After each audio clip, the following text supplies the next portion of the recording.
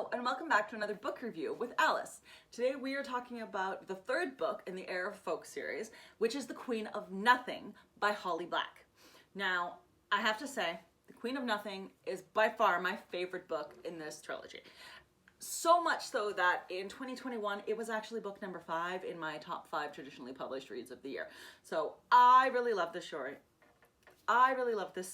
Jude and Cardan, Cardan really annoyed me at the beginning, but he grew on me in the series, and in Queen of Nothing, we see a whole different side of him. Jude finally grows into herself when we get to see her kick some serious butt, and I honestly just love the relationship with her, and I love her trying to save Cardan and make things right that have been having problematic between them. I'm a sucker for fantasy romance, and honestly, I didn't think these two had the normal-esque romance, the enemies to lovers thing, but wow.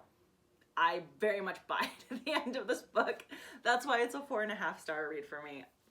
I really like the world building. I'm not usually a fan of urban mythology type things. Not urban mythology. I'm not usually a fan of urban fantasy. I don't like when magic mixes into the real world. It just feels wrong somehow to me. There are certain exceptions for it, and this was one of them. The fact that they still had their own magical realm that they went to, I could believe that there is a way to secretly sneak out of our area and end up somewhere else. I like that idea. And so I really enjoyed the world building aspect of that book, that they had their own laws and their own rules. And I like when magical type rules are clearly laid out. We knew exactly what Jude had to do in order to not be able to be tricked by the fairies, and she had all those special things given to her that allowed her to be braver, and she gets her revenge in this book, which I also really enjoy. Revenge is fun. Let's be honest. We all have come across somebody that we want to get revenge on, so when some character in a book gets to get that revenge, it makes us all feel warm and fuzzy inside, I think. So yeah, Queen of Nothing is by far my favorite. I like the adventure, I like the action. This was significantly more action-packed than the others, and Cardan, spoiler warning, yeah, you're still here, you didn't stop the video. Last chance. So Cardan turning into a giant snake was very entertaining to me.